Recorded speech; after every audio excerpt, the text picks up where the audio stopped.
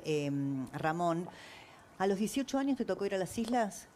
A los 18, sí. Cumplí 19 en Malvinas. Mira, y contame un poquito, ¿cómo fue, cómo transformó tu vida esa experiencia? Bueno, fue muy traumático, obviamente, porque uno tenía desarrollado su vida en el barrio, en la escuela, en el club, y de un día para el otro... ¿Vos estabas haciendo servicio militar? El servicio militar obligatorio. Habías salido de la escuela secundaria, entraste al servicio militar. Y de vivir a 100 metros de la primera brigada aérea del Palomar, me llevaron a 2.000 kilómetros de mi casa, a la 9ª brigada aérea de Comodoro Rivadavia, en Chubut. Entonces, más traumático todavía, extirparme de mis afectos, de mis actividades y llevarme al sur y sin entender nada, ¿no? Pero al margen de eso... ¿Qué día fue? Me llevaron el 11 de enero del 82 a Comodoro Rivadavia y prácticamente sin instrucción, el 13 de abril llegué a Malvinas. Entonces es muy difícil poder asimilar esos cambios tan bruscos de tener que manejar armamento sin tener la instrucción debida. En el caso mío era un cañón antiaéreo que me enseñaron la instrucción, eran 2 clases en un pizarrón de cómo se operaba un cañón y no lo conocía. ¿Y cómo fue para ese chico de 18 años que estaba en el barrio, con su familia, con sus amigos, sus afectos, empezar a manejar armas, saber que estaba en una guerra?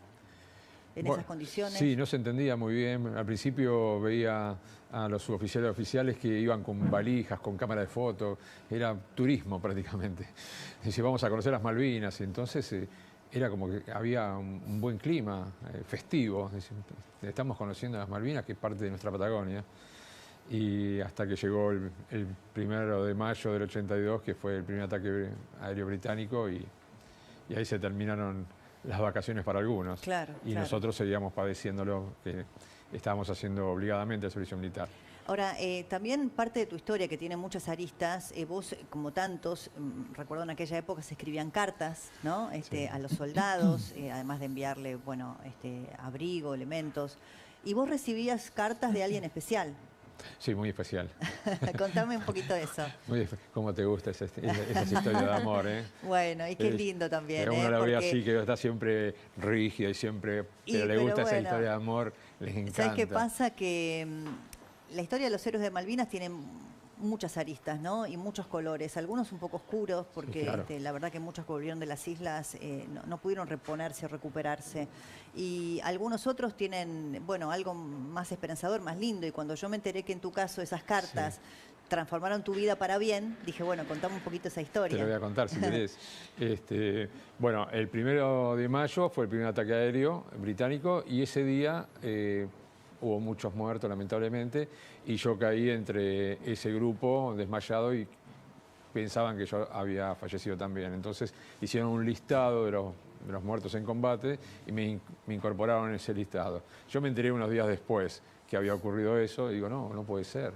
Mirá, Ramón Ramón Garcés muerto en combate, entonces me tengo que cambiar el nombre. Qué tremendo. Porque recibíamos las cartas de familiares, amigos y de desconocidos, de estudiantes de escuela secundaria. Sí. Entonces todos preguntaban cómo te llamás, dónde vivís, cuántos años tenés. Y entonces cuando agarré una de las cartas y tenía que escribir, digo, pero si Ramón murió en combate, ¿qué nombre le pongo? ¿Y a tu familia le habrá llegado esa información? No le había llegado porque mis compañeros que estaban haciendo servicio militar, donde caían las cartas en Comodoro Rivadavia, entonces lo frenaron ahí y dicen, no puede ser esto, no le podemos avisar. En conclusión... Entonces vos dijiste, no, yo no soy Ramón Garcés, porque Ramón Garcés murió en combate, era una manera de decir, me reía, estaba con mis compañeros, nos reíamos, y dije, ¿cómo le voy a poner? Y le pongo otro nombre, Cristian le puse, le voy a poner Cristian Javier Garcés, Cristian Garcés, bueno. Y entonces nos reíamos, y se ve que llegó la carta y estuvo la respuesta para el cumpleaños mío. Que era una chica. Era una chica de 17 años, de un quinto año de una escuela en San Martín.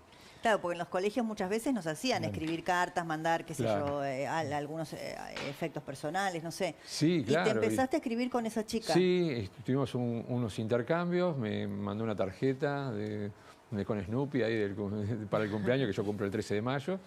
Y después pasó lo que pasó, que donde yo me encontraba, que era en la zona de Darwin y Goose Green, nos tomaron prisioneros el 29 de mayo. O sea, la guerra continuó hasta el 14 de junio. ¿Cuánto tiempo estuviste? 15 días de prisionero de guerra estuve. ¿Y en total? Y en total fueron 2 meses. ¿Cómo Del fueron 13 de esos abril 15 días? al 13 de junio. ¿Esos 15 días cómo fueron?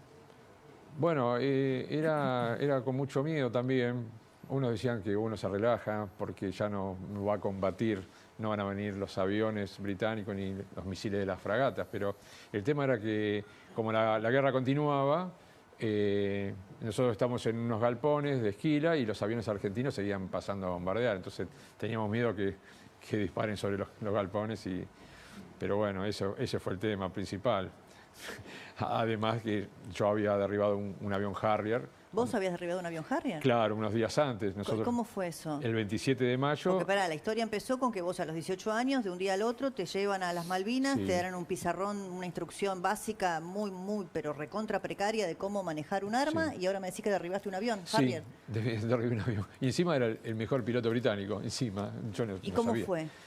Y fue el día 27 de mayo que ese día era la tercera pasada de aviones Harrier bombardeándonos y bueno, decidí apuntarle a uno solo porque pasan muy rápido y le sostuve el tiro y bueno, tuve la posibilidad de impactarlo muchas veces y terminó explotando el avión a muy pocos kilómetros donde estábamos. Qué impresionante. Sí, y el piloto se salvó. Me enteré O sea igual. que Me más enteré 30 años impresionante después. todavía, Claro, ¿no? sí. Porque el impacto, obviamente que estamos hablando de una guerra, pero de todos modos para cualquier ser humano saber que ha matado a otro, a pesar de que en el Sí, contexto de una claro. guerra uno salva la vida propia, pero además de haber cometido ese hecho heroico, no le quitaste la vida No. al piloto inglés. Pero me enteré 30 años después. Tuve ¿Vos siempre creíste? una carga de 30 años que pensé que había explotado junto con ¿Y el cómo avión. te enteraste 30 años después? Por una periodista escocesa que me invitó Mirá. a hacer una charla con él, a juntarme con él para hacer una nota. Yo digo, ¿cómo con él y que está vivo? Ay, ¿y cómo fue el encuentro? ¿Y él qué te... No, me dijo y yo quedé impactado. Me estaba diciendo que estaba vivo el ¿Y vos piloto. le dijiste que durante 30 años creíste que lo habías matado? Claro, quedé muy impactado. Y aparte estuve 25 años sin hablar, hacía que muy poquito fue todo eso. Fue toda una sorpresa a 3 décadas. Qué impresionante. Bueno, ¿El ahora cañón quiero es que... ese que vemos en A imagen? ver. ¿Ese sos vos con el Claro, cañón? ese soy yo. ¿Con eso vos derribaste un avión? Sí, con eso. Un cañón de 20 milímetros. Sí. Ese Para sos que la vos. gente entienda, ¿no? Y ahí Que estoy estamos viendo, también, te estamos sí. viendo a vos Sí. allá y te estamos viendo a vos con el cañón y en la Sí, guerra. Sí. ¿Es verdad que te quisieron tentar para que vayas a Inglaterra y los pongan cara a cara en un show de televisión? Sí. ¿Qué dijiste? La BBC de Londres nos quería poner ahí. Y O sea, a vos y al que derribaste cara a cara en Sí, un en set un de televisión. Sí, en Uno vivo. era un soldado de 18 años del servicio militar argentino y otro un piloto recontra experimentado. Claro. ¿Qué respondiste? No, que les agradecía, pero iba a aceptar cuando nos devuelvan las Malvinas. Mira. Entonces, bueno, se armó un Muy poco de bien. lío Muy ahí con buena ese Muy bien, lío. guardás Bien, ese bueno. Sí, espíritu, sí, ¿eh? sí, sí. Eso, Qué no, orgullo. Sí, eso sí. no cambia. Sí. Ahora, porque en las fotos que recién hacía referencia Sí. Jan, se ve, bueno, la historia de las cartas de la Sí, chica de ¿a 17 dónde años, llegamos, dónde no? terminó. Pero ¿Dónde terminó? quiero ir, ahora me contás cómo siguió la historia de amor, parece que bien por las fotos que vi, pero quiero un poquito también ir con vos, Patricio, para un poco entender o cerrar. Vos hiciste toda una reconstrucción histórica de lo que pasó con las Malvinas, ¿no? A lo largo de los años. Si tuvieras que hablar de lo que pasó o de lo que está pasando con el reclamo argentino por Malvinas desde la guerra para acá. Mirá, se inició un proceso de desmalvinización terrible. Me acuerdo que Alfonsín llegó a decir que Malvinas era el carro atmosférico de la democracia. La verdad me pareció siempre vergonzoso y horrible. Y se buscó destruir la capacidad militar. Recuerdo una conversación con un oficial inglés que le dijo a un amigo mío, mira, tal vez las islas sean de ustedes, no lo sé, porque hemos estado en tantos lugares, pero nuestro gobierno se va a sentar a negociar con Argentina el día que Argentina tenga un puño armado tan fuerte como el nuestro. Y ustedes lo tuvieron en el 82 y después lo desmantelaron. Entonces hay una irresponsabilidad de la dirigencia política del 83 a la fecha que es una vergüenza. ¿Y la porque vía en realidad diplomática? destruir el Sí. servicio... Pero vos la diplomacia la sostenés con un garrote en la mano. Esa es la realidad diplomática a lo largo de la historia. ¿Y qué es para vos un garrote en la mano? Tener fuerzas armadas capacitadas y una población formada en la historia, en la identidad nacional y formar a los jóvenes desde chicos, ¿no es O sea que cierto? no sos optimista respecto de los reclamos que hace Argentina por la soberanía sobre las islas en este contexto. Pero además, si vos sos el más fuerte, ¿por qué vas a ceder tu utis possidetis, tu derecho de posesión. Ahora, porque sos el grandote del barrio. Ahora, el enclave ¿Por qué vas a colonial... ceder por la buena? Nunca vas a ceder por la buena. Eso sería... Somos como niños, ¿viste? Ahora, Nosotros... Patricio, este enclave colonial para los británicos tiene un solo objetivo, que es el estratégico. Si no, no se entiende el estratégico, me refiero no, a los recursos, la pues, función sí. estratégica de Malvinas, pensá que es un portaaviones inundible. De ahí ellos tienen proyección sobre todo el mar argentino. Pensá que Argentina tiene 3 millones de kilómetros cuadrados de tierra y 6 o 7 millones de mar y Antártida. O sea, tenemos más territorio en agua y en hielo. Entonces, ellos se proyectan sobre el mar argentino, sobre la Patagonia argentina, sobre la Patagonia chilena y sobre los sectores antárticos de Chile y de Argentina. Y esto viene de lejos, ya de la década del 50 hubo un conflicto en su momento entre unos ingleses y nosotros, que vinieron unos chilenos a rescatarnos, y ahí se inicia una política entre Chile y Argentina en 1953 que planificaron reunificar a Chile y Argentina en un solo estado. Bueno, del 83 a la fecha se ha destruido toda... Bueno, porque vos viste que, digamos, al correr de los años hubo mucha descolonización, digamos, Sí. de muchos países que tienen colonias en distintas partes del mundo a miles de kilómetros de distancia de sus países, pero que no tienen quizá este recurso estratégico que las Malvinas efectivamente Pero tienen. te para cuento los cómo fue la británicos. descolonización, por ejemplo, en África. Todas las naciones que pertenecían a la corona británica les dieron la independencia, les regalaron bandera, himno, todo lo que quieras, pero el manejo económico de los recursos naturales lo maneja Inglaterra. Y con las 14 naciones que hablan francés en África, les hacen lo mismo. Les crearon el franco CFA, le llaman el franco africano, que se lo imprimen en París, y a cambio de eso ellos tienen que poner todas las reservas de oro en Francia. Entonces, hoy las colonias francesas e inglesas africanas, que hoy son países supuestamente independientes, siguen siendo colonias francesas e inglesas. Es decir, si acá viene un tipo y te roba, viene con un revólver 22, vos tenés que sacar una Itaca, tenés que sacar un fusil más grande para decirle no, me vas a robar y me vas a devolver la billetera que me llevaste. Ahora, sí. Esa es la realidad que ocurrió a lo largo de la historia acá en Europa, en Asia, donde en cualquier parte del mundo la historia siempre me ha dicho eso, que nadie se va por las buenas. El único que se fue por las buenas, y no fue tan así, Hong Kong. El 25 de mayo es el día trágico para la flota inglesa. Ese día le rompimos media flota. Ese día le tocan el timbre a Margaret Thatcher, el embajador chino, acompañado por el agregado militar. ¿Viste? Viene con el grandote. Y le dice, mire, el presidente chino quiere hablar con usted para iniciar ya inmediatas negociaciones con Hong Kong. Tiene una charla telefónica y la Thatcher le empieza a dar largas, hasta que el chino le dice, señora, esto es una cortesía profesional. La recuperación de Hong Kong está a un minuto que yo levante el teléfono y le dé orden a mi general de división de unas tropas acorazadas, claro, y entramos en Hong Kong. Esto es simplemente una amabilidad. Entonces ahí la Thatcher dijo, sí, en el 97 les devolvieron Hong Kong. Con mucha inteligencia, porque Inglaterra metió su sistema bancario en China, o sea, mordió algo, ¿no es cierto? Pero era China. Ahora, entonces nosotros tendríamos que pensar, discúlpame, una política común con todos los países de Hispanoamérica. Es decir, si nosotros no vemos la hispanidad como un solo bloque que es permanentemente atacado de distintos flancos y no pensamos en unirnos de alguna manera, nunca vamos a tener fuerza. El día que todos los que hablemos español empecemos a tener una visión de comunidad, de patria grande, vamos a poder hacer en este preciso momento entre Argentina y España podríamos decir que no es el mejor momento, a pesar de que la lengua es común, ¿no? Entre Sánchez y Milei difícil. No hay modo. Pero es lo que deberían tener las clases políticas. Lo que pasa es que las clases políticas, Débora, no solo no saben de geopolítica ni de política interna, no saben de historia. ¿Cómo vas a gobernar un país si no conoces la historia del país hasta el dedillo? Si no conoces, la historia de tu civilización.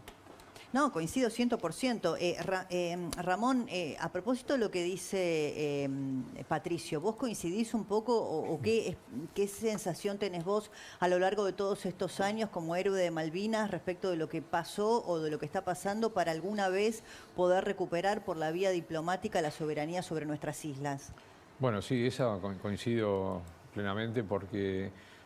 si no se consiguen consensos para llevar a los foros internacionales, a Naciones Unidas, como ya tuvimos en otros años, como el G77 más China, ¿no? Y más de 175 países estaban apoyando de América Latina y el Caribe. Bueno, ¿qué pasó para que eso no se pueda seguir sumando países y países? para que tenga más peso la voz de la soberanía sobre nuestras Islas Malvinas. Bueno, el poder es muy fuerte, muy grande, y los socios son los que no van a beneficiar, ¿no? Cada gobierno tiene sus aliados internacionales. Este gobierno tiene a Estados Unidos, Gran Bretaña, a Israel. Hay muchos intereses y la parte del Atlántico Sur, con sus riquezas, con la Antártida, que está tan deseada, con el pase del canal bioceánico, y una base nuclear de la OTAN, es como que es bastante difícil llevar adelante un proyecto de recuperación por vía de las armas, como la gran mayoría quiere. Mira, claro, las únicas veces que Inglaterra firmó tratados donde te dijo, sí, en realidad este vaso era tuyo, discúlpame, fue después de una derrota. Es decir, las veces que Inglaterra firmó con el mundo español cuando éramos parte de España fue después de una paliza. Y recibieron, el siglo XVII y XVIII, Inglaterra recibió palizas en Nicaragua, ¿cómo se llama?, en Cuba, lo recibió en Colombia, lo recibió en Buenos Aires, lo recibió en Tenerife. Fueron las únicas veces que los ingleses dijeron, bueno, está bien, vamos a negociar, vamos a firmar, vamos a poner un gancho. Si no, nunca. Es decir, el reconocimiento a Rosas fue después de que la campaña de la Guerra del Paraná, sí, vuelta obligado se pierde, pero luego se dan una sucesión de combates donde los ingleses pierden toda la carga y se van. Ahora, y dicen, bueno, vamos a firmar por las buenas. Patricio, para la Argentina, más allá de lo simbólico, lo sentimental, la lucha que lleva tantos años el país por recuperar las Islas Malvinas, ¿qué significaría poder hacerlo desde el punto de vista estratégico-económico? Y mirá, de recursos. ¿Qué cambiaría? Primero, podríamos explotar toda la pesca del mar argentino y que todas las licencias las vendamos nosotros y no que lo venda el gobierno de Malvinas, que tiene un ingreso per cápita altísimo hoy. Entonces, primero eso. Segundo, el desarrollo de minería. Hay, ¿cómo se llama? Minería a pocos metros de profundidad, con tierras raras y metales estratégicos, etc. Y tercero, el tema del petróleo. Pensá que donde se hundió el submarino era San Juan, y eso siempre me dio una sospecha. Parece que hay una fuente ¿cómo se llama? Una fuente de petróleo tan grande como Arabia Saudita. Curiosamente estuvieron un año para tratar de encontrar el submarino y fueron un montón de barcos a hacer prospección en la zona. Todos descubrieron cuánto había de petróleo. Y al año dijeron, uy. Pero al poco tiempo que se hundió, me acuerdo que Rusia dijo, está en tal lugar. Un año dieron vuelta por ahí, un montón de barcos haciendo prospección, y al año dijeron, uy, lo encontramos este lugar. Pero si hace un año que te están diciendo. Ahí lo que hubo fue permiso para hacer prospección y ver qué tenemos ahí debajo. Bueno, no le quedó nada a nuestros políticos. No, y por eso lo que recién decías vos del altísimo ingreso per cápita que tiene cada uno de los habitantes de las islas, también explica las condiciones. Bueno, desfavorable desde el punto de vista climático, vos que estuviste ahí, claro, es un territorio muy hostil, ¿no? Es muy hostil, sí, muy hostil. Por eso solo se piensa... Solo se explica por esto que nos está diciendo Patricio. Por los recursos que tienen. Para un poco cerrar esta historia que los ata y los une a los dos, yo decía, no quiero dejar de cerrar lo que comenzamos a conversar de ese chico de 18 años que empezaba a recibir cartas de una estudiante de la escuela secundaria de 17 y que veíamos algunas fotos ya de ustedes un poquito más jóvenes que ahora. Sí, bastante. Pero también, sí, bastante. Pero contame cómo siguió esa historia de amor. Pero hay alguna foto ahí que sería del año 85, 86.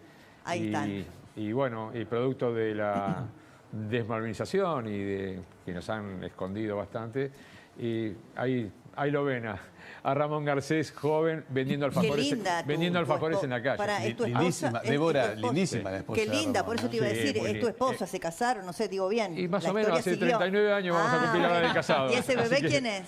No, esa es una sobrina que ya está crecidita. Como no podía ir a visitarla, me vinieron a visitar y la acosté arriba de los alfajores Guaymallén que vendían en esa época. ¿Y vos cuando volviste, estuviste vendiendo alfajores? Ahí está la foto vendiendo alfajores en Liniers, en la calle.